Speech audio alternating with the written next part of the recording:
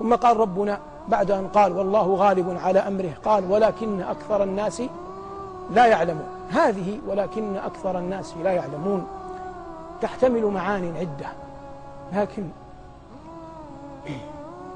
من أعظمها لا يعلمون مكانة يوسف عند الله. لا يعلمون مكانة يوسف عند الله. ماذا يستفيد المؤمن إذا أدرك هذا؟ العاقل لا يبالغ في الخصومة مع أي مسلم، فإنك لا تدري عن مكانته عند من؟ عند الله.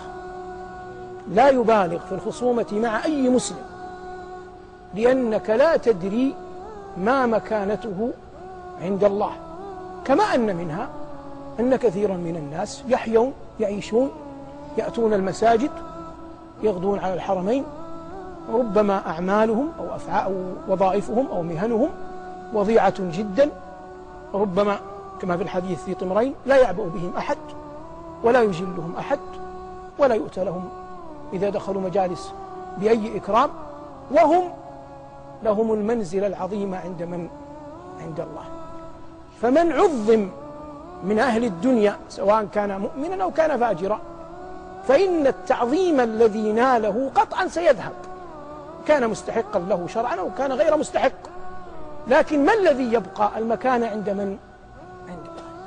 فهذا نبي الله ابن نبي الله ابن نبي الله ابن خليل الله، من بئر مهجورة إلى أيدي سيارة إلى سوق النخاسين، إلى أن يسام عليه من يزيد ولا يبلغ ثمنه إلا دراهم معدودة، ثم يحمل على أنه رقيق في قصر عزيز مصر، وهو عند الله قد كتب الله له من قبل أن يكون نبيا صديقا، وكتب الله من قبل أن قرآنا سينزل على قلب أكرم رسول محمد بن عبد الله، وأن من هذا القرآن سورة كاملة عنه اسمها سورة يوسف.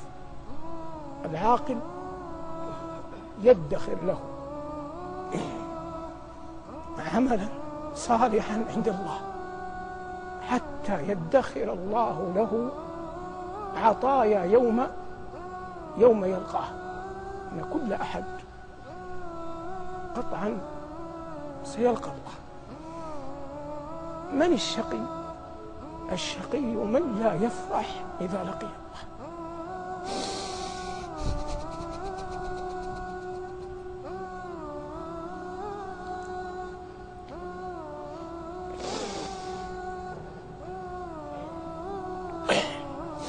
قد تحقق أمرا يعجبك يحسنك فتأتي به إلى مثلا أبيك، ربما بقدر الله أبوك لا يفرح بهذا الشيء.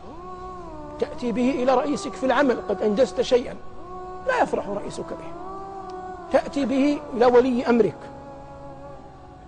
لم يقابلك فيه بما تؤمل. تأتي به إلى أمك، كانت أمك مشغولة بأخيك. تأتي به إلى أي أحد تحبه أو تجله، فلا تجد عنده فرحة كنت تتمناها. فكونك لم تحصل على الفرحة عنده شرعا لا يضيرك لا يضرك لا ينقص من قدرك البتة. لكن من الشقي؟ من يلقى أرحم الراحمين ولا يجد عنده الفرحة. من يلقى أرحم الراحمين ولا يجد عنده الفرحة. كيف يستطيع المسلم أن ينال الفرحة إذا لقي الله؟ يدخر له سرائر أعمال يجعلها في غالب ظنه ذخرا يوم لقى الله جل وعلا. والله إنك لن تلقى أحدا أرحم بك من الله، فإن لم يرحمك الله فلن يرحمك أحد.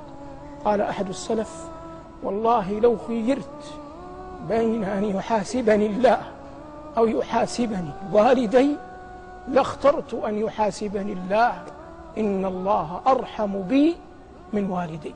اللهم إنا نسألك رحمتك في الدنيا والآخرة. صلى الله على محمد وآله، والحمد لله رب العالمين.